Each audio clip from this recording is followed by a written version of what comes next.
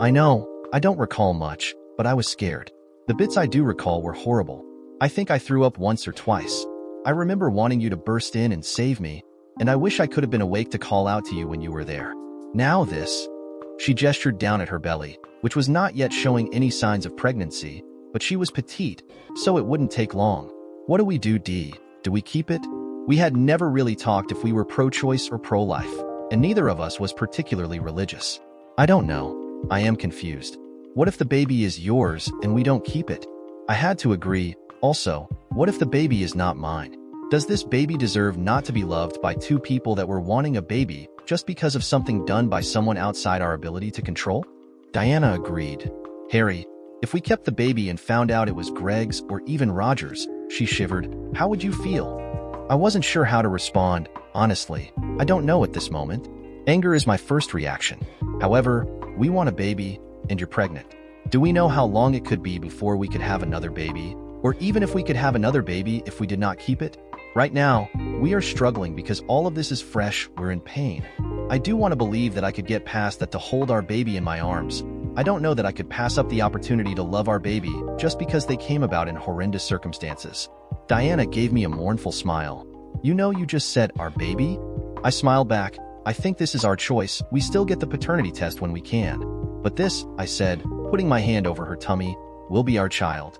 We talked about what this could mean, and while I think we were both a little uncomfortable, we wanted to try this. Besides, I was not a wanted child. I was a mistake, even if this is not mine. I want the opportunity to show the love that I never got. We both agreed. We knew it wasn't going to be easy, but when Dr. Hill returned, we let her know, and I could tell she was happy. The following day, Diana was discharged, and we headed home. At home for those first few days, Diana was always in the same room as me. She was never far away, and honestly, I didn't mind it that way. I was working from home and was planning to head back into the lab in a few weeks. When I did, I wasn't sure how Diana would go without me. However, I might see if I could get Cindy or June to come round and help her out. We also have a psychologist come each week to spend time with both of us. We had a lot to deal with separately and together. We tried to be understanding, though we were angrier at the family and ourselves than each other in both our cases. When it was time to head back into the office, I need not have worried. The girls were more than happy to help out, and Diana understood that I couldn't stay away from work forever. The first day was trying. When I got into work, everyone checked in on me, asking over Diana. They didn't know the full details. However, everyone knew that something terrible had happened with my family and that my ex-mother and ex-sister was in jail while the police hunted my ex-father and ex-brother. When I got home, Diana was instantly by my side. She tried not to make it too obvious, but everyone knew. So over the next few weeks, we developed a pattern. Diana would come to work with me a few days a week when I didn't need to be in the lab, and other days Cindy and June would come and spend time with her. About 6 weeks after the situation, as we were now calling it, Diana and I renewed our wedding commitment with a healthy bout of sex. It wasn't the most earth-shattering lovemaking episode, and at first, we were both a little awkward, but suffice to say, we both came, and we fell asleep content. I was apprehensive that she wouldn't want me after the situation with Roger and Greg, but honestly, she just wanted me to reclaim her for myself. At the same time, she was worried that what I had seen would put me off her. Honestly, I was a little out of it for the first few minutes, but we got through it, and over the next few weeks, we got back into somewhat of a regular pattern. The only thing that really got between us was her growing belly. At what was assumed to be 18 weeks, we went for a scan. Everything was looking good, and we found out that we were having a girl. I was over the moon, and any paternity issues were locked into the back of my mind. Diana was showing now, and I think she was relieved that I was getting excited. We decorated the Nessie beside our bedroom in pinks and purples and got beautiful vinyl decals for the room that our daughter would hopefully love. I also figured that it was time to put one of my family issues to rest, and I contacted Tim to arrange to go and see my mother and sister. I had not seen either of them since that night. A few weeks before, while I was working, Martha and Joan had been charged with a list of offenses as long as my arm. They were due in court in around a month. Until then, they were remanded in custody, as they call it, in jail. Roger and Greg were still at large. Initial reports were that they had been spotted on the other side of the border. However, a more recent report had them closer to home. As a safety precaution, I had 24-hour security guards at the house and work. Both Diana and I had personal panic buttons with GPS signals, and security could respond on average within 5 minutes around the area. If we planned to go out other than work, we let our security detail know. Until Roger and Greg were caught. We were a little paranoid as they had abused me for years and now assaulted Diana. It was a Saturday afternoon when we ended up in the visitor's room in the local jail.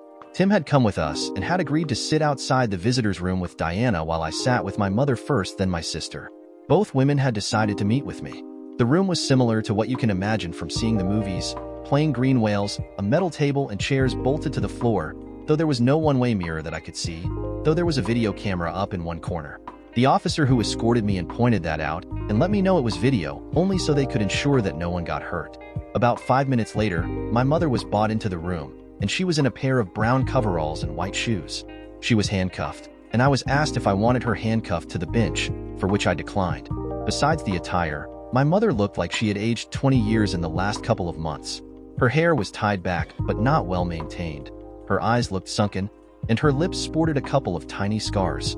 Finally, she sat down on the seat opposite me, and the guard went out and closed the door.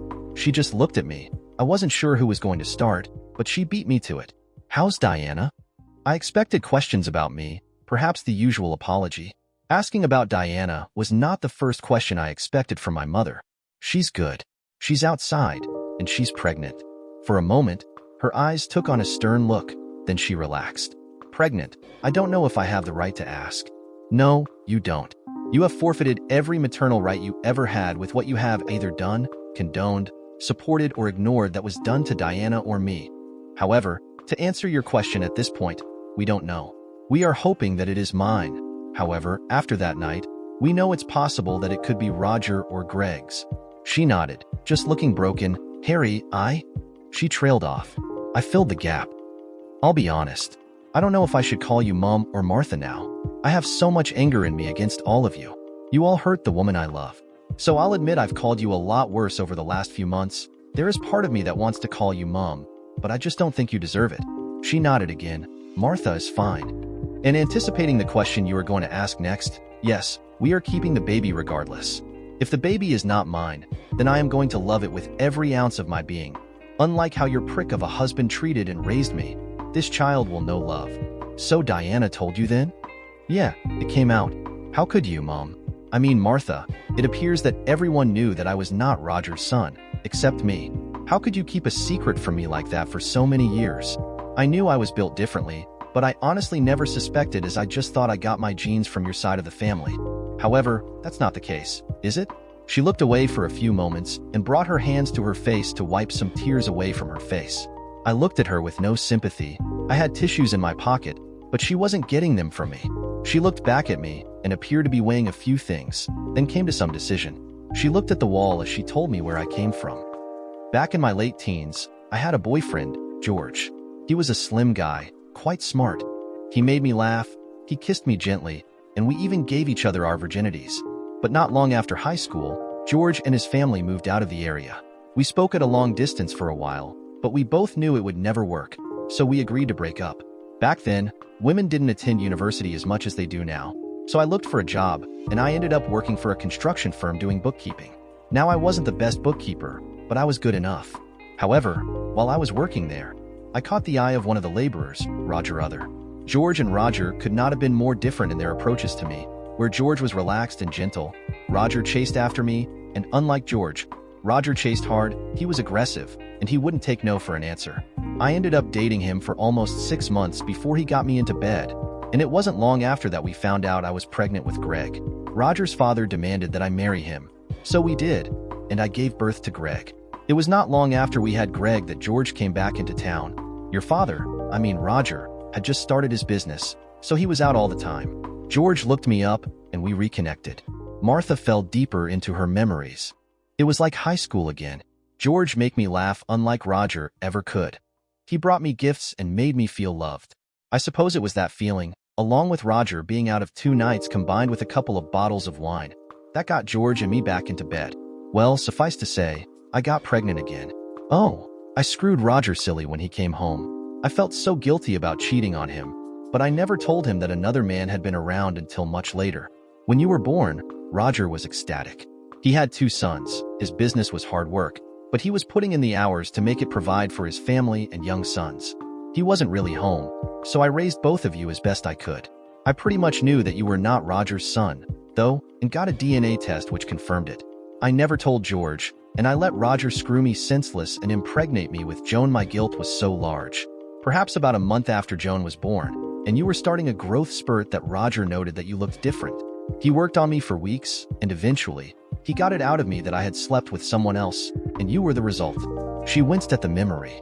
Roger beat me pretty hard that night, and I think one of the only things that saved my life was Joan crying and needing to be fed. As it was, I had to sit in a chair outside your room, rocking Joan back and forward to stop him from going in there and killing you outright. After that, he pretty much disappeared for a month. After that, I never heard from him. However, the money kept coming for groceries in the house, so I kept my head down and just looked after the three of you. When he came home, he demanded everything. When it came to you, he just went cold. He wouldn't speak to you. You were 3 years old at the time, and once when you went up to him, arms outstretched asking for daddy, he reached out to you, and once you were in reach, he just slapped you. I had to run and pick you up as you cried on the ground.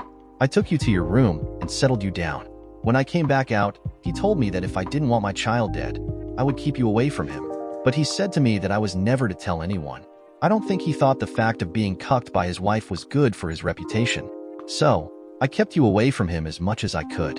I think you were around 8 when I believe that Roger told Greg. Greg had the same mean streak that had come out in Roger, and I believe that is when you started getting the abuse from Greg. I nodded. That was about right. Roger told me to let you learn to defend yourself, and that if I tried to stand in the middle, both you and I would be out on the street in an instant as both 304 and son of a 304. So, I let Greg beat you. If he couldn't beat you for some reason, Roger brought me over to him, and Greg got to slap me. Usually, later that night, Roger would take me forcefully. Over the years, I had hoped that you would run away or something, but you didn't. Instead, you stayed and took it. I was both proud you could take it, but so sad you didn't react or run away. That's because I had no friends. Roger, Greg, and Joan made sure of it. I was stupid enough to defend Greg and hid my bruising because I thought that family looked out for each other. I have learned that's not the case in our family, and that includes my mother. My jab stung, but again she nodded. You're right. She sighed. I will not defend my actions or myself from you. I deserve every part of hate and anger you have for me, but you deserve to know the truth. Now it was my turn to sigh, she continued. When you got the scholarship, I was overjoyed. Finally, you were going to be able to get out from under the family and make your own way. I had hoped that I would be able to see you free. When you started dating Diana, I was doubly happy. She had not only loudly proclaimed you hers, but she also defended you when your father, sorry Roger, tried to put pressure on her. There was a slight smile on her lips. I was actually pretty proud of her that day.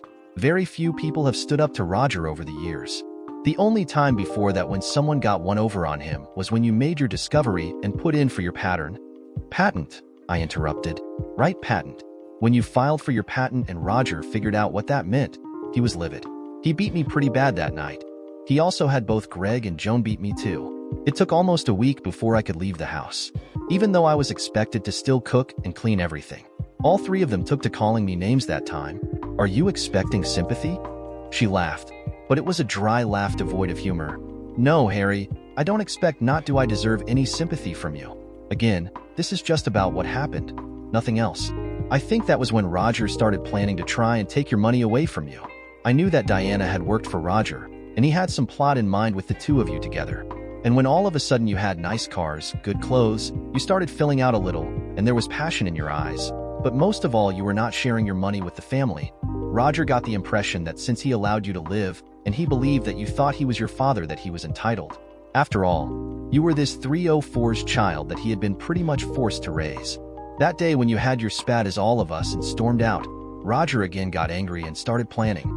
He went off the deep end and was planning to get Greg, Joan, and myself to help him kidnap Diana and impregnate her with his children. He figured that if a child were born that was his and not yours, then you would raise it to age, and then he could claim your money as it was his child, not yours. But sorry Martha, that's not how it works.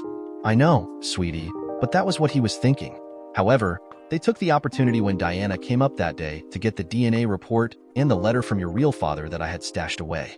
Joan called Roger and Greg and had them on the way home while she drugged Diana's tea, and when she passed out, she slapped me, telling me to know my place, and we waited till the boys got home.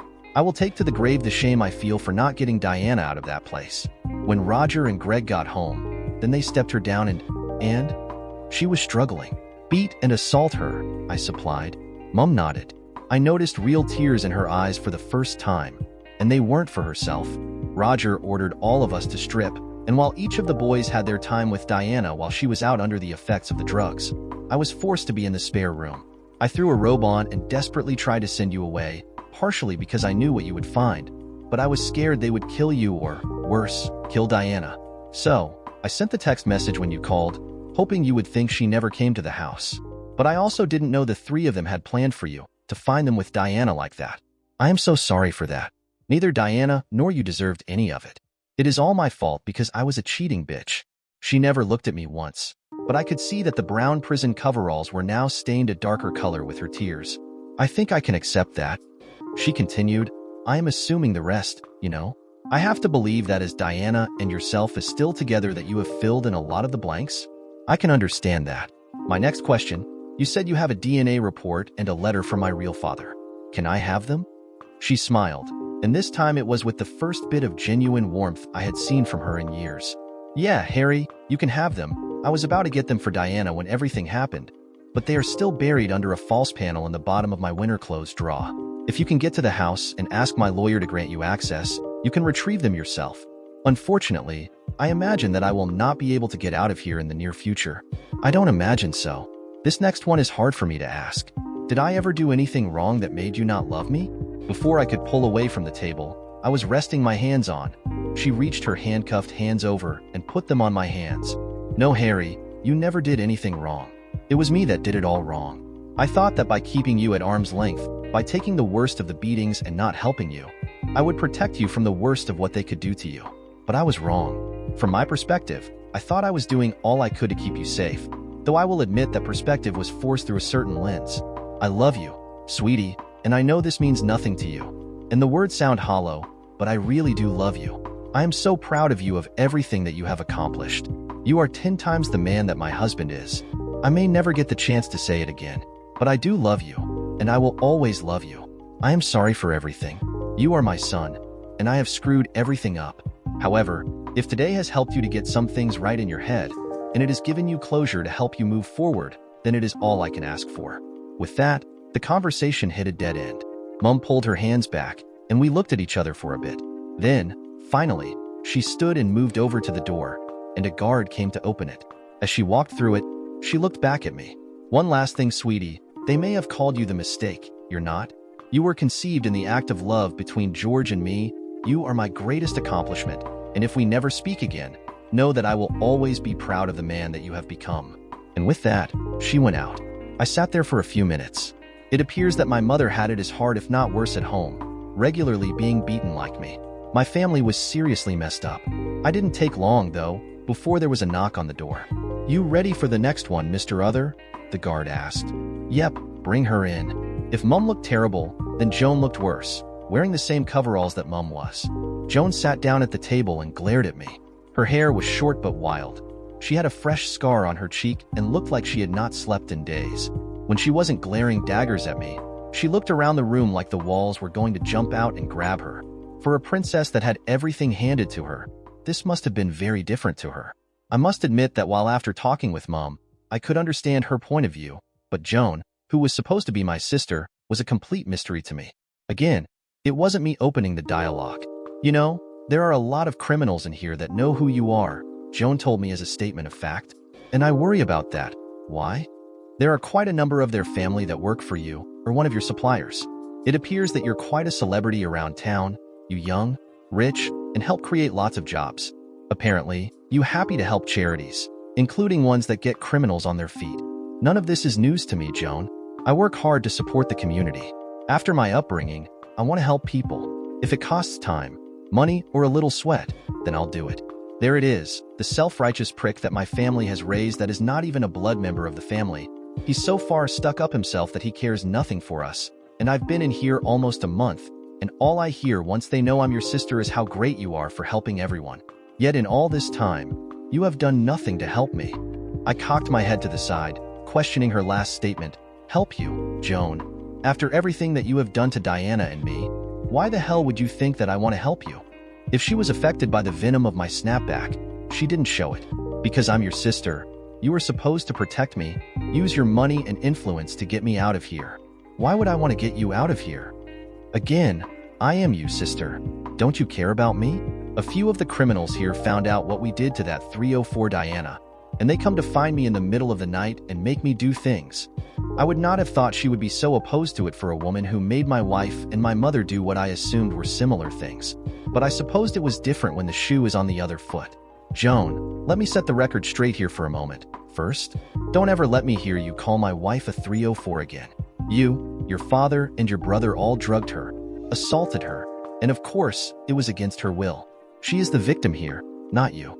And as far as helping you, you can go and screw yourself. You have the audacity after what you did to Diana, to what you have done to me, to ask for help. I laughed hard in her face, and she drew back. Let me remind you of why. There was a time years ago when your father was at work. Your brother was too busy in his own importance to help you learn to ride a bike. So you asked me to help. Do you recall the bike? It was a girl's first bike, tassels on the handles, a basket, and a big noisy bell that you liked to ring.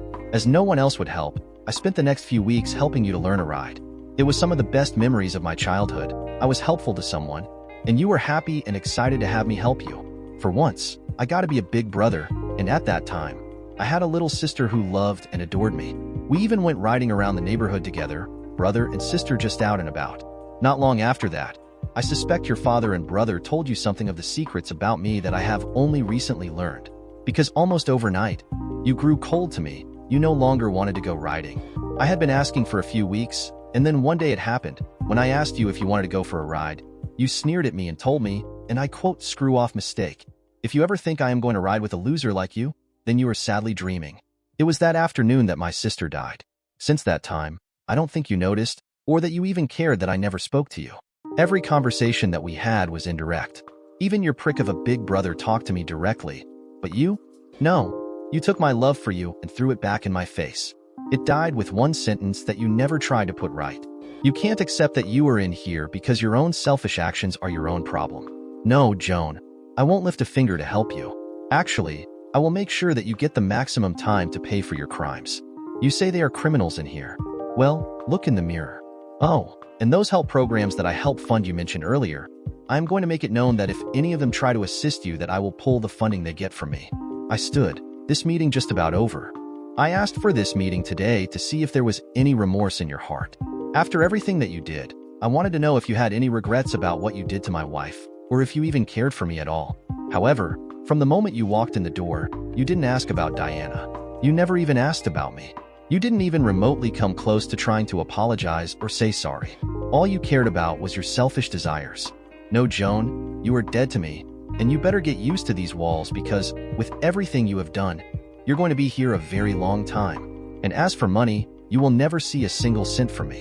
When I walk out the door, if I have it my way, we will never meet again. I took a small object from my pocket and put it on the desk. It was a small figuring of a bike, very similar to the one I taught her to ride. But I will leave you with this reminder. A reminder of better times when a brother and sister learned to ride together. I will mourn the sister I lost that day.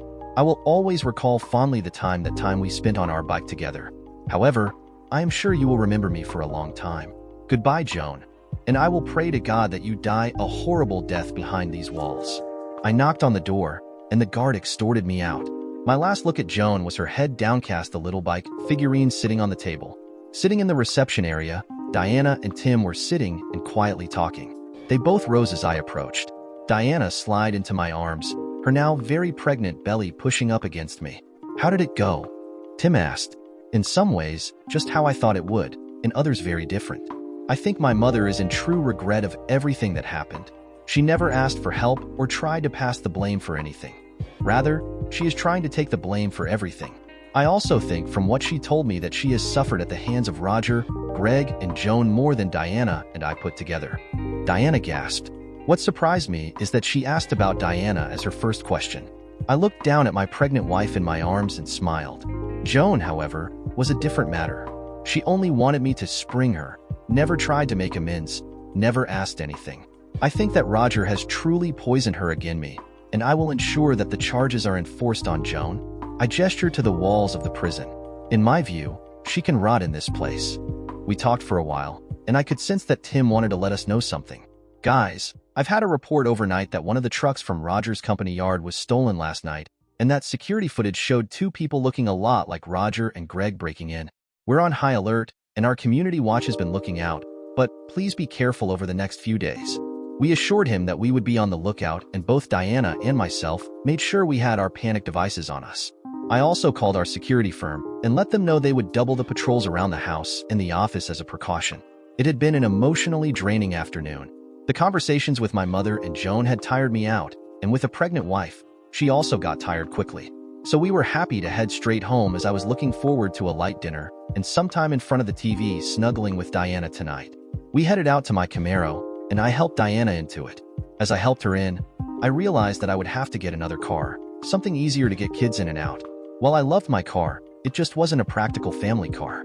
Perhaps another Jeep or a Range Rover might be okay. But as I hit the ignition, I thought no, a 4-door V8 AMG might be fun. We had not even exited the prison car park when Diana started with her questions. Harry, are you truly done with your mother and sister? Thought for a moment. With Joan, I am not even yet. I will make sure that she gets what she deserves. My mother, I don't know. I felt she was pretty truthful with me for the first time. And if it is the truth then, she has been through a lot more than us. Also, a lot of what she told me matches what you told me in the hospital. I snapped my fingers. Oh, she told me where I could find the DNA report and a letter to me from my real father. I got sad then. She also told me that my real father was the real true love of her life. I don't know how much she truly loved Roger versus being forced to stay because of 2.5 kids, but I am a little biased when it comes to Roger, so that I couldn't say for sure. There is a part of me that wants to forgive her. I think she truly cares but had no way out. We had pulled up to an intersection. There wasn't much traffic around this time of the evening, and we were sitting at a red light, talking about the day, emotionally drained but happy to be moving forward when the truck came barreling towards us. Instead of driving through the intersection like normal, as it went through the lights, it swerved, and in the early evening twilight, its headlights lined up directly on my driver's side door. Sitting in the driver's seat with an almost maniacal smile on his face with Greg, beside him screaming in joy, was Roger. They say that there are moments in your life where everything slows to a crawl, your life flashes before your eyes, and you can reflect before you get caught up. I can tell you that everything did slow down from my point of view, but I didn't see my life flash before my eyes, and that was a good thing. I had moments to react, or I would be dead. The way that Greg was driving the truck, they were aimed at the side of the Camaro. In moments, they were going to plow directly into my driver's door, and it would crumble and likely kill me. As it was, the momentum would most likely seriously injure if not kill Diana sitting in the passenger's seat beside me. Without thinking, I put the accelerator to the floor, and all 550 kilowatts of power in the enhanced Camaro engine came to life. The car started to accelerate rapidly through the intersection, but it wasn't going to be enough. The truck had momentum, where I was trying to move from a standing start. They collided on the rear quarter of the car, connecting almost in line with the rear wheel. Hold on, I yelled at Diana. The initial impact was causing the screaming of metal and stressing of plastic before it breaks. We were spun out of control, the Camaro still under acceleration, but all of the momentum changing from moving forwards into careening sideways. Once, twice, and then almost a third time before we came to a stop. We looked at each other. Are you okay? Are you hurt? I asked Diana. She shook her head. I don't think I am hurt. Are you okay? Yeah, I think so. I grabbed my panic token, held it up to Diana, and pressed the panic stud. She did the same thing, held it up and pressed the button, and we both saw the tiny LED lights glowing on each, meaning they had been activated. Hopefully, in a few minutes, we would have helped. It's Roger and Greg. They rammed us. I tried to look around the car to find where the truck hand ended up and noticed that it was almost directly in front of us with how the Camaro had spun around.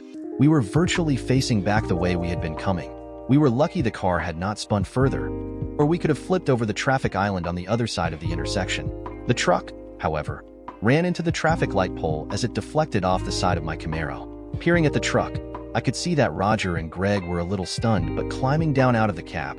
I wasn't sure if we should stay put, get out and run, or face them. Staying in the car was not a bad idea. All the windows were intact, which was hard to believe with the force we were hit, though there was a massive crack in my driver's side window. On the other hand, running would be complicated with a pregnant wife, and I was in trouble in a fight 2-on-1. Honestly, I don't think I could take even one of them, so another option was to stall, get out of the car, and try to delay them. If I could get them to talk for a decent amount of time, help could arrive. I thought delay might be the best option. D. Please trust me. I opened the door and got out, walking around the car and avoiding the debris of the accident. Several panels from my Camaro were littered on the ground, as well as the front grille and some bars from the truck. I moved around to the passenger side of the car, letting Roger and Greg see me, but trying to ensure that they didn't think I had seen them yet. I had to act this one to give us time. I needed them to believe that I had not noticed it was them. I went around to Diana's door and yanked it open, helping her out to her feet. I then turned towards our two assailants and froze. They were standing very casually, no worse for wear from the accident. However, they looked haggard with worn faces, unkempt beards, and tattered clothes. They looked like they had lost weight, a lot of the muscle generated working construction lost. There was a wild look in their eyes, something of a maniacal let loose. But the scary thing was what they were carrying. In each of their hands, they held a cheap-looking but very deadly-looking shotgun. I moved Diana and I so the passenger door could act as a partial barrier between us. Of course, they were still some 30 meters away from us, but with guns, you never knew. Well, if it isn't the mistake and his wife, fancy meeting you here of all places. Greg gestured to my car. It looks like you have been in an accident. Isn't it fortunate that we happened to come along? His smile was almost genuine. However, it was also dark. Enough, Greg. Roger snapped, then fixed his eyes on me. They were holding their weapons casually for the moment. Boy, you owe me. You and your wife. You should not have gone to the police. You were supposed to do what I told you to do. Not run, not talk, and not talk to the cops. After all, I have done for you over the years, treating you as one of my family. You owe me. I owe you nothing, was my response. Shit, I thought I should not engage them. Nothing. How about all the years I clothed you? The years I feed you? The years that I let you exist? I took a step towards them. I ignored the threat they and their guns posed for a moment, my anger rising. I had engaged them, so let's have it out. In the back of my mind I knew that help was on the way. How about all the years of abuse? The beatings, the bruises, the mental abuse, the abandonment. How about the piss-poor excuse for a father you were to me? Your refusal to even acknowledge me as a son. He laughed. Haven't you figured it out? You're not my son. You never were. I allowed you to exist because of my kindness, but I had to do nothing more than that. My wife was a 304 and screwed another man behind my back while I was working hard to make a life for us, then hid it from me until it was too late. You're a mistake, unwanted. A piece of dog shit on my boot that I could never scrap off or get rid of the smell. He was waving the gun, but not pointing it. When he looked at me, he noticed I wasn't unraveled or shocked at his revelation. His eyes narrowed. Ah, it looks like someone told you. Recently, if I had to guess too. Haven't they, boy? Was it your mother or a wife that stands beside you now? Like she has some pillar of virtue. Has your wife told you that she was a 304 before you even met her? That she slept with her uncle and has been a 304 for your entire marriage? Diana started to protest. It was my turn to laugh. Wow, just wow. You are one of the most pathetic individuals I have ever met. Yes, my beautiful wife and my sorry mother have let me know that the low-life piece of shit standing before me is not my father. And yes, Diana and I have spoken about her past. I know the truth, and I love her because of how strong she is despite the tragedy of what she has been through. But it was me that figured out that you were not my dad. You have never been. Dads look out for their kids, biological or otherwise. They become part of their lives and encourage them to grow and take when they succeed and comfort them when they fall. So nah, you were never my dad, and standing here now I must say that I don't regret that. But you know what's worse, Roger? What is worse is that your head is stuck so far up your own, but due to your poor wounded pride that you can't even see that you broke your other children too. I know the truth, not the half-truths and lies that you're telling. Well, aren't you a smart one? But that doesn't change the fact that you still owe me, boy. He raised the shotgun, and I moved out from behind the cover of the door, pushing Diana to stay there and raising my hands. If I was going to get shot, I was hoping to save her. So, what's this then? Your piss-poor excuse at trying to get payment from me? If this was all about extorting money, then trying to kill me is a stupid way to do it. He laughed. You don't get it, do you, boy? That child growing in your wife's belly is either mine or my real son's. So with you dead, my child will inherit your money. Thereby I win. That's stupid logic. Long before any of this stupidity began, I have made sure that neither you will ever see a dollar of my money. Have you never understood why you couldn't get your hands on it?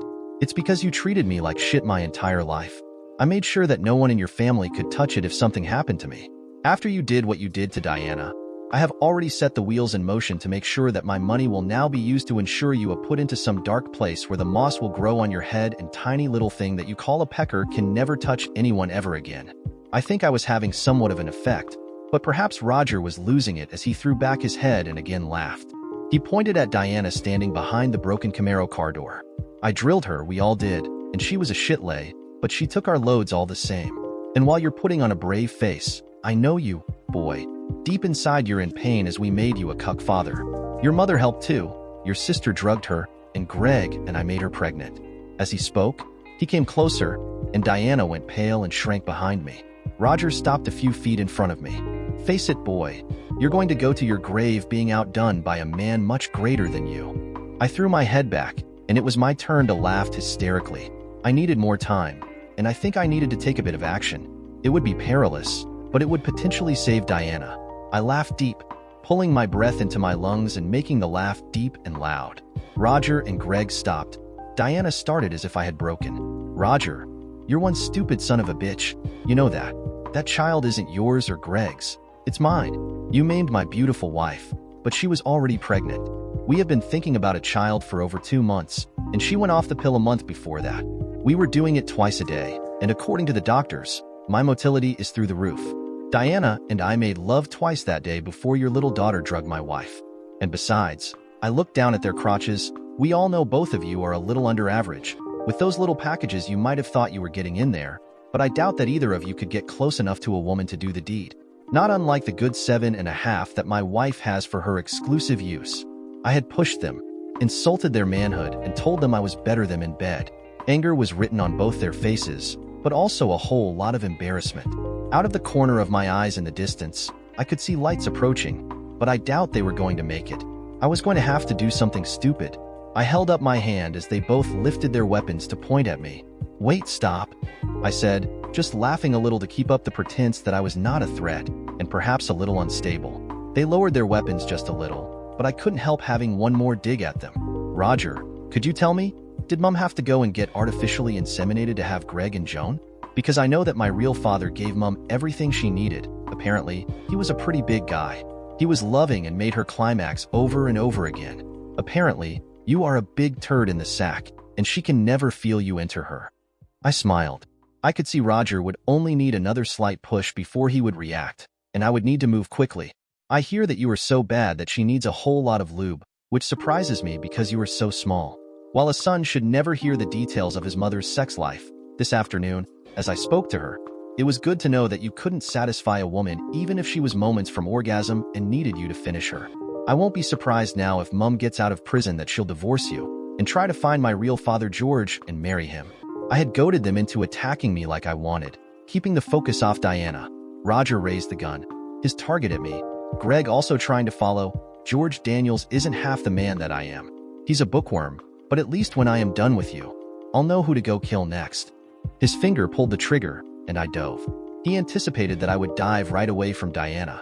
However, I dove straight forward, directly at him into some of the random car parts that were there. As it was, I got caught by the spread of shotgun pellets. My right shoulder and part of my back took several pellets, and it hurt like hell, but I couldn't stop. Both Diana's and my lives may depend on what I did.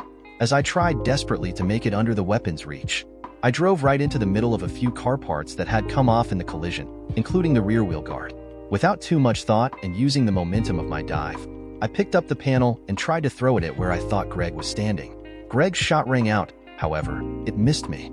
I didn't manage to land a solid hit on Greg. However, I did manage to knock his weapon out of his hand, and he would need a few moments to review. I knew I still only had moments, and I ended up grabbing the next piece of debris beside me, which happened to be part of my now wrecked Camaro tailpipe. I don't know if you have seen them, however, they are a kind of sharp-edged machine metal finish for the part that sticks out of the rear of the car. Now I was not even a body length from Roger.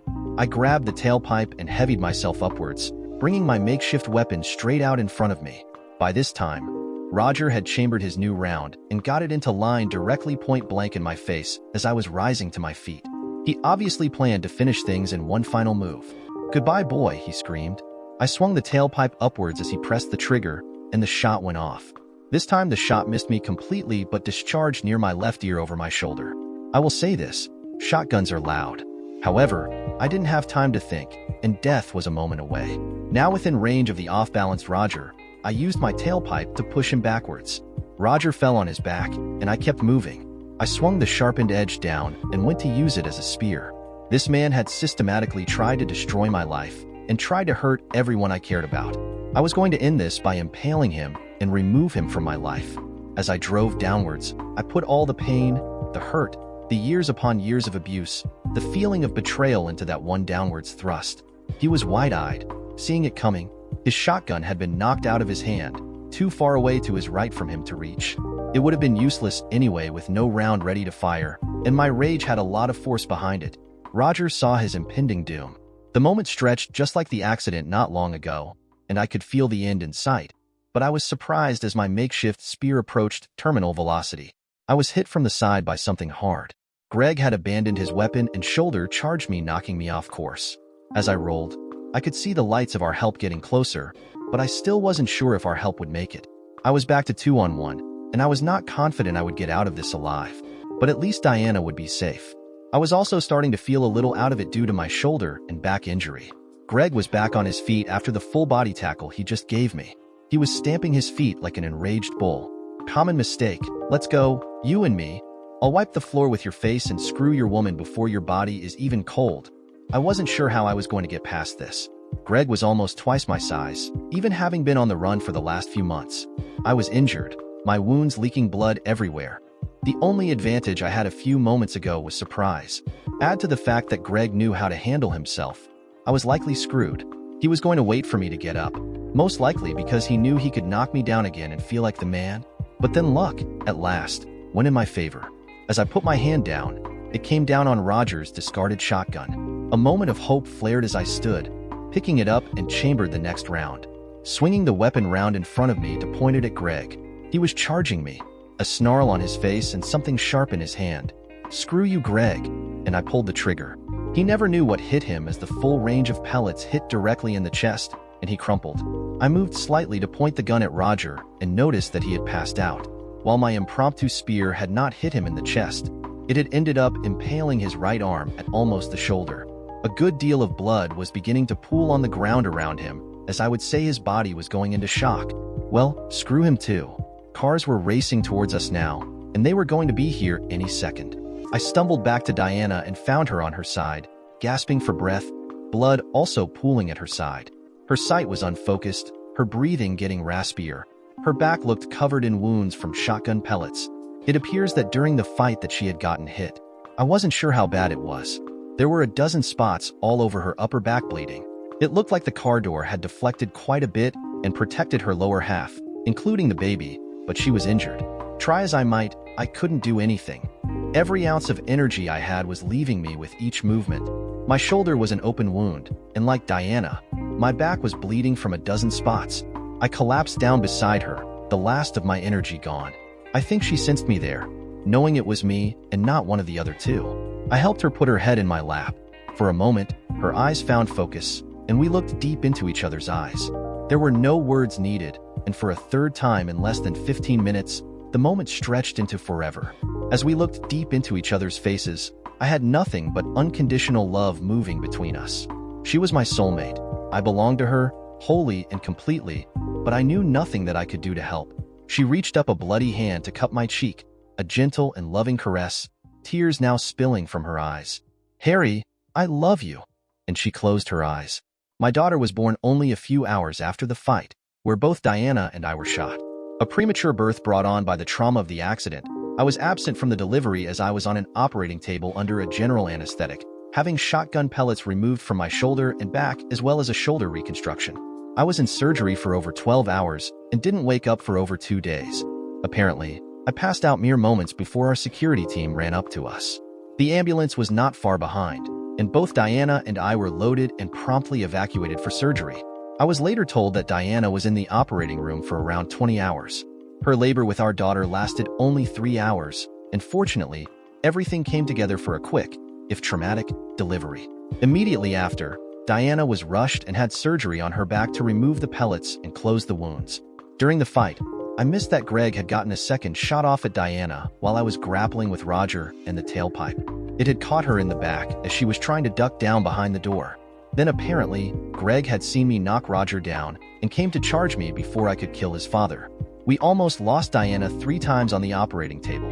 While her injuries from the weapon discharge were not life-threatening, the lack of blood due to childbirth made her very weak. I was the first to wake, both of us in separate beds back in the same suite we had been in earlier. There were 5 people in the room with us, not including doctors.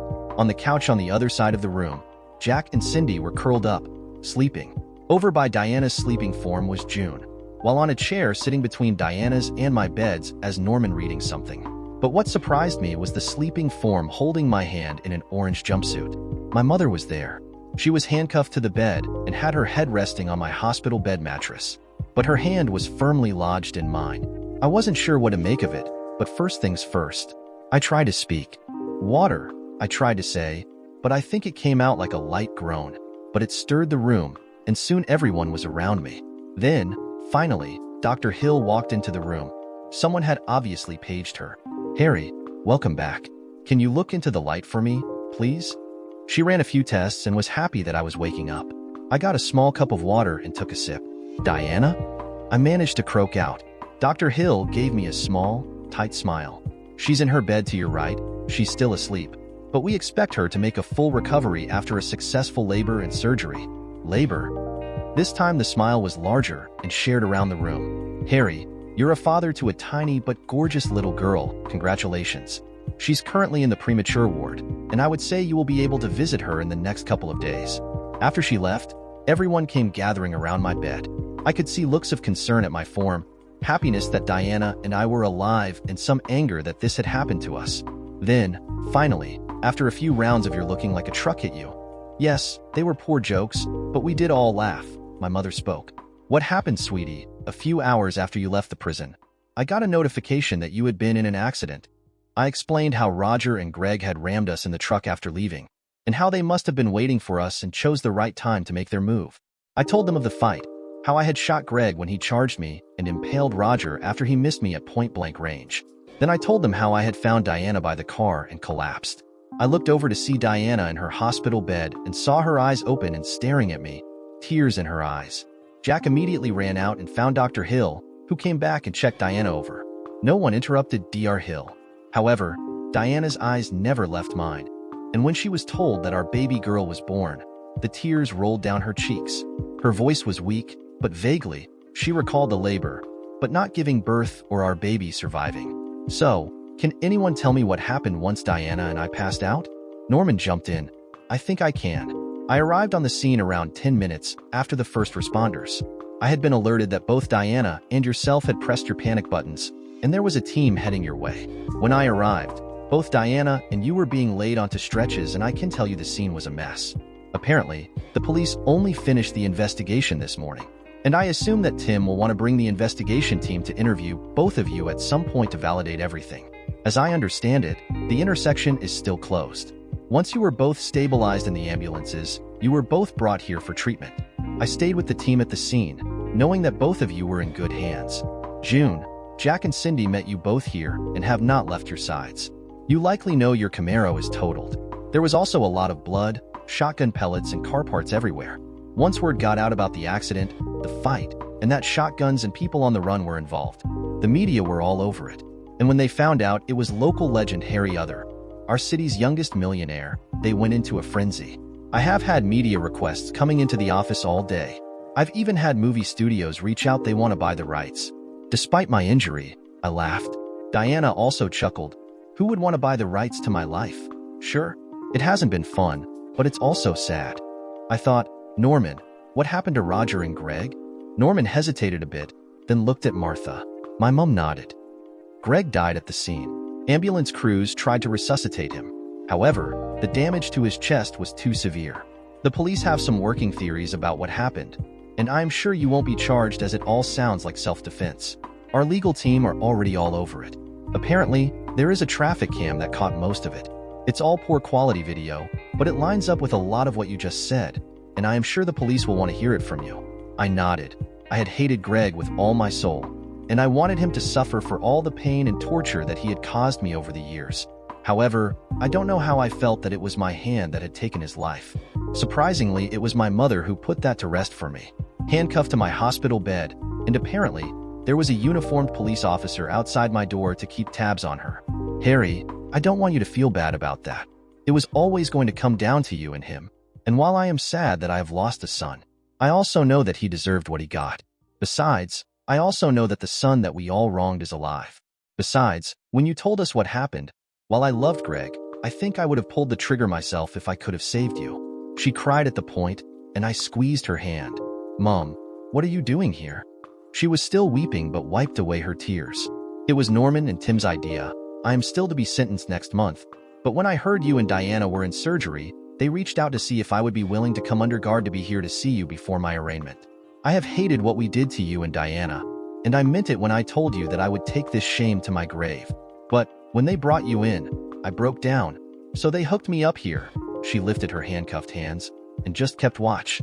I am so sorry for everything I did to you. I am sorry to you as well, Diana. I am sorry I was not the mother I should have been. I should have protected you from Roger, from Greg, from Joan. I should have told them where to shove it and just left with you. I am sorry, and I know that I won't ever deserve your forgiveness, but I will always love you. Now that you're both awake, I will get them to take me now. Before even the next heartbeat, I held up my hand, the 4 lead hanging from my wrist. This was going to be complicated. Mom, I forgive you. I know we still have a lot to go through, and I think our family is broken forever, but I forgive you. She cried. I know it was more than she expected, and I was surprised that I was willing to forgive. But upon reflecting on everything various people had told me over the last few months, my mother was also a victim of Roger and his kids. She had also been beaten, threatened, sexually abused. If she didn't do what she was told and keep me in line, I would be killed. So I felt that the least I could do was give her some forgiveness.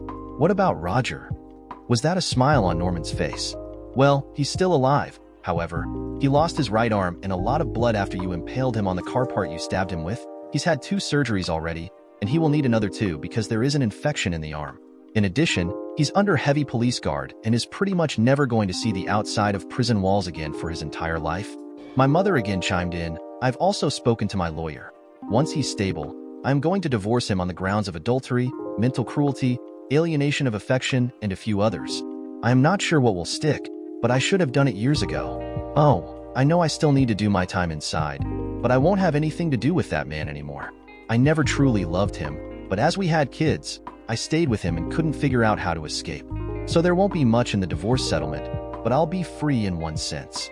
Next, June brought out a manila envelope and handed it to me. Inside was a piece of folded paper and an envelope. Is this? June nodded to my mother. Yesterday, when the police brought her in here while you were asleep, Martha gave me directions and had me retrieve these for you. I looked at Mom, and she nodded to me. Everyone watched me open the DNA test results. I wasn't entirely sure what I was looking at. My degree is in chemistry, not biology, so I close it. Someone could help me with that later. Next was the letter. I opened it and began to read. Harry, if you're reading this, you have been told that Roger is not your real father. My name is George Daniels, and I need to tell you that I am your biological father. Your mother and I dated back in high school, and fate tore us apart. Then for a short time, we were brought together, and you were conceived. But Martha was married and already had a child, so we chose to end the affair. I hope that I can watch you grow from afar and some point in the future, formally meet you, and introduce you to my side of the family. I hope you will be proud to know we are a book intelligent but hardworking. We all enjoy a challenge, and I hope you will inherit this from me. Harry, you are my first child, and I don't know if you will have any siblings when you read this. But if you do, then I hope we can all meet together. You will always be in my heart. Lots of love, always, my son. George Daniels. It felt like all I had done is sawing between anger and sadness over the last few months, and again I felt tears in my eyes. But this time, I felt like they were tears of happiness. I had an actual father. I showed the letter to Mom, and she also cried. I then called over Jack and Norman and showed them the letter. After Diana had mentioned his name to me months ago, I had suspected. However, Jack confirmed it. Harry George is my older brother. There is quite an age difference, but that is his handwriting. But this would mean that I'm your uncle. I finished. And Norman, that means you're my second cousin? I have thought of both of you as a family since you helped me out in high school. Since then, both of you have always been there when I needed you. Damn, I can't get away with anything anymore. We all laughed. Mom looked at Jack funny. George is your older brother? Jack nodded, and for a few minutes, we watched them talk about the person they knew. It was not long after that Tim came in with a fellow officer, and it was time to talk my mother back to prison. She looked at Diana then me, and she waited to be unchained and handcuffed. I can't tell you how proud I am of both of you, and I promise you I will spend my every waking moment working towards forgiveness. Diana surprised everyone by asking Martha for a hug before she left. After she left, everyone also began to drift off, now that the current emergency was over. For the first time in a long time, I felt like things were going to be okay. It was perhaps 7 in the evening when the next surprise was brought before us. Being wheeled in by 3 nurses and Dr. Hill, they brought in a premature humidity crib. Inside was our daughter. One of the nurses helped me out of bed and brought my drip over to the crib, while another nurse did the same for Diana. And then they left us alone for a few minutes. It was hard to hug, but physical contact with each other made me feel a million times better. I could feel it was the same for Diana. Charlotte, Diana said as we watched our daughter sleep. It was the second most popular name that we had chosen. Beth was our favorite, but looking at our little girl sleep, sensors hooked up to her and a breathing tube inserted to ensure her health. Charlotte was the correct name, and Charlotte she became. As we held each other's hand, we knew she was ours, not just as parents, but genetically, had not yet even been able to touch her, but I knew that she was neither Roger's nor Greg's child. She was mine. The following month was hard. Both Diana and I had a lot of recovery to do. There were many loose ends to tie up, and we had a tiny child to keep an eye on. Charlotte, or Charlie as we nicknamed her, would be in the special crib for up to 3 months before her lungs had developed enough that she could breathe on her own. It could be another 2 months before she could be released from the hospital to come home with us. We were both giddy with excitement after she was taken off the ventilator, and both Diana and I got to hold our little girl for the first time. Norman and I authorized a massive donation to the premature babies ward to appreciate what they had done. We also received the office DNA results confirming what Diana and I both knew in our hearts. I was Charlie's biological father. While we were recovering in hospital, Jack also brought George by to introduce us. Both Diana and I were blown away by the similar features that we shared, and on the comparison, we also saw the family resemblance between Jack and me. George had a wise air about him, had a cool head on his shoulders, and told us how he had followed my career from afar, not wanting to get involved. He was widowed, his wife having died 3 years ago from cancer, but he had a son and a daughter, and he promised to introduce us when we were released. But, of course, his kids knew about me, so there wouldn't be any surprises from their side. I admit that I was a little worried to meet them because my last 2 siblings had pretty much tried their best to destroy me. Still, once I did meet them, we did become fast friends. Indeed, my half-sister, Megan, came to work for Norman and me within the year doing public relations and today is the head of our public image. My half-brother George Jr. was an academic researcher at a university, and he loved to hand out a glass of wine and chat about any theory that was being discussed. The last thing that happened right before we were released was the court date for my family. Both Diana and I were escorted by hospital staff, including Dr. Hill. Norman, Jack, George, June, and Cindy also came along, and of course, the security detail was now ever present and always within earshot. As our party was escorted in, we sat towards the back of the courtroom. One of the reasons that we were here was that it was possible that we may have been called to provide evidence. While we were recovering, my arm was now in a sling, and my back itched like crazy, but otherwise I was doing okay. Diana also had a consistent sore back. However, it was also healing. Each of the 3 on trial was brought in separately. Roger and Joan had public defenders.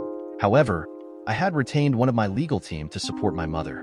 The judge banged his gavel and started the proceedings. I would like to thank everyone here for their time today. Please note that this is a closed court today. This is due to the sensitive nature of the discussion and the spectacular nature in which events proceed. I note that each of the 3 defendants has retained a separate legal counsel and requested that they be tried separately. Does the prosecution agree? An elderly man with many aides stood and addressed the judge. "We do you honor." The trial was a criminal case due to everything and a matter of the state instead of a civil suit. So it was the state versus of each of the defendants. First up was Joan. She looked a little better than when I had seen her, but not much. She wore a simple suit that you might pick up at a thrift shop and no makeup. She looked at me a couple of times. The first time was a shock seeing me there. The second time was with anger as she understood that I would not do anything to help her. The last time was much later as the judge read his verdict, and she stared at me, but I couldn't read her. The lawyers went through the list of charges, what they meant and how they played out in both the prosecution and defensive manner. Diana was called as a witness. However, There was already a statement prepared by our legal team and submitted for this case, which the judge was happy to accept. With all the evidence presented, how does the accused plead? Asked the judge. Joan's public defender stood with her. On behalf of my client, I have been instructed to plead no guilty. So, noted. Next was my mother, and again everything was presented, and this time the prosecution went back to her affair of which I was the result. Her defense pointed out the abuse that she undertook from Roger, Greg, and Joan along the way. However, my mother's presentation of the facts never tried to hide her involvement in the matters surrounding my wife's assault. Several times she looked over at us, but never said anything. With all the evidence presented, how does the accused plead? Asked the judge. Mom and her lawyer stood. On behalf of my client, I have been instructed to plead guilty. So, noted. Next was my former father. He was still looking quite beaten up. The stump of his arm was bandaged, and he had a bit of a limp when he came in. He was dressed in the prison overalls. No suit had been provided for him. He glared up at us and sat down. Again, the lawyers went to town. However, I could tell that his public defendant was just going through the motions.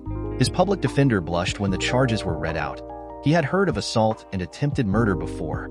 However, assault with the intent to cuck his son were things that he was not likely to hear again. One unique one that surprised him was that Mum had managed to work in that she would like the divorce settled as part of this hearing. The logic was that they were not ever going to be living in the same house again, and it was likely that they were both to be in prison for the foreseeable future, so she would like to get it out of the way. After hearing the case against my mother, and then the evidence against Roger, the judge allowed it. There was not much in the way of defense. A number of pre-prepared statements were read, and it didn't look good for my former father. Even when the reasons for divorce were presented, they made Roger look like a monster. With all the evidence presented, how does the accused plead? Asked the judge. Roger and his lawyer stood. On behalf of my client, I have been instructed to plead not guilty. So, noted. The court will now be in recess until 3 this afternoon, when I will pronounce judgment and sentencing. He banged his gavel and left. George was waiting outside for us. Norman and George took us to a little cafe that looked like it had seen better days. However, they told us they had the best toasted sandwiches and milkshakes. Apparently, George took Norman out a few times as a kid and his nephew to have a great lunch. With everyone, including our hospital and security team, we almost packed out the place. But the guys were right. Great toasted sandwiches. Finally, at 3, we all made our way back into the courtroom. The judge came back in and brought us to order. This case has some apparent villains and victims. However, there are also hidden heroes and underappreciated players. Today, we have heard the stories of many people around the 3 accused here today, and I must admit that I have wrestled mightily in trying to figure out the right course of justice and the proper punishment for each of them. On one hand, we have a family potentially torn apart by a wife's infidelity, its impact being heard down through the ages. On the other, unfortunately, the family's chosen reaction was violence and abuse, rather than removal and separation like any other family would do in this situation. When this court considers the manipulation of people over a long period and often threatening of lives, including children, this court cannot help but be appalled by particular individuals' behavior. And it is noted that this behavior has resulted in the death of at least one individual. Each of the accused here today has requested to be tried and sentenced separately. As such, this has occurred, and my judgments in this matter reflect that. Accordingly, I would ask that the accused and their representation rise. In the matter of the state versus Joan Other, this court finds the defendant guilty of all charges and sentence you to a period of incarceration of no less than 12 years. You will not be eligible for parole for at least 8 years, and due to your lack of remorse for your actions, I will be placing a letter for assessment ready for the parole board to consider before reviewing you for parole. In the matter of the state versus Martha Other, this court finds you guilty of all charges except for mental cruelty against Mrs. Diana Other and Mr. Harry Other. This court further acknowledges the entered plea of guilty and the acceptance of your actions.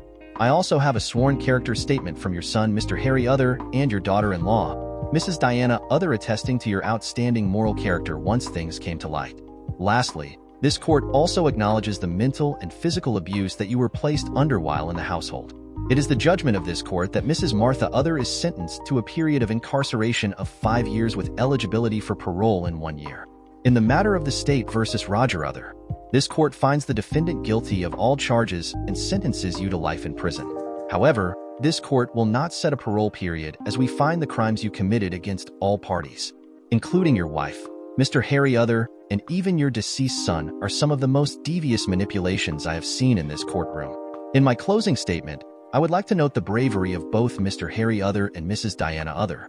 As the evidence was read, we have heard in this court time and time again the plots and plans against them. However, with each challenge, they stood and worked till they found their way through. They found each other and, in a society, when it is often easier to separate and walk away, when things got tough, they bonded closer. We are honored and privileged to have them in our midst.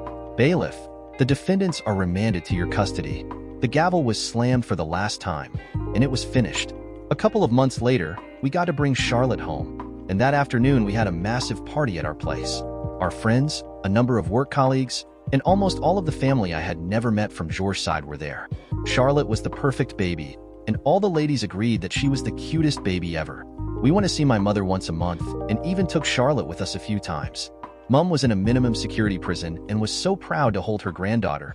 Each time we visited, she cried, and always ended with some of the biggest hugs and so many kisses for our daughter. It was like she was making up for lost time.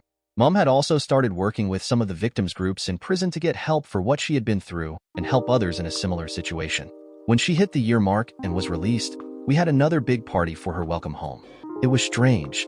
Growing up, Mom had always been standoffish, however free from Roger's control. She became a different woman, kind and loving, considerate to everyone around her. She would hug me and kiss me whenever she got the chance. She stayed with Diana and me for 2 years after that. And to be honest, we needed the help. Charlotte was just over a year old, and we had just found out that Diana was pregnant again. Having Grandma around was a huge help. After she got out, Mom would go and visit Joan every couple of months. However, from what I heard, Joan was still self-centered, and even Mom was tired of the blame and excuses. She never went to see Roger again, and I had heard that he had it pretty rough on the inside. I got to know George quite well. We shared a love of knowledge, and while I never called him Dad, we did have a strong relationship. He would spend quite a bit of time around our place, and first, I thought it was just about me. But I did have to laugh one night as Diana was approaching term with our second child when I caught George sneaking out of my mother's room. Not long after the court case, Jack and Cindy got engaged, and then not long after, Diana gave birth to our son Harry Jr. Jack and Cindy got married when he was 3 months old. I was Jack's best man, and Diana was Cindy's maid of honor. Charlotte was the cutest flower girl. We also found out not long after the wedding that Cindy was already pregnant, so they would have their first child within 6 months of being married. Work was good, and as life settled into a new normal, I, at last, got the new components done to improve our efficiency. It was over a year since I had set out to complete that project, and it felt good to get it done. In addition, we had expanded our operations, and more companies were asking for our product. Diana and I kept investing in each other, and sure, we had the fights that all couples do. We disagreed on things that don't matter, and now and then got into big fights over leaving the kitchen in a mess, or forgetting to pick up milk on the way home. But we never let getting upset stop us from communicating. We also picked up a wise tip if you were angry and fighting with each other. Strip naked before continuing the argument. We learned that a lot of anger at your spouse leaves you if you're looking at the one you love naked, and after a good bout of sex, you could calmly talk about the things that matter and what you're fighting about. Thanks to everything we went through in the early years, we had a few challenges around secrets and sharing. I wouldn't say it was really a trust issue, but a few raw nerves could send one or both of us into a mood. However, one outcome of everything was that Diana very rarely wanted to be more than 5 minutes away from me. So we continued to seek help for years afterwards. The offer from the studios was legitimate, and we had a TV studio pick up our story, and they made quite a good drama out of it. I enjoyed the actor who played Batman's portraying me. He's a lot more buff than me, but could pull off the nerd look well. But they outdid themselves on Diana. Black Widow?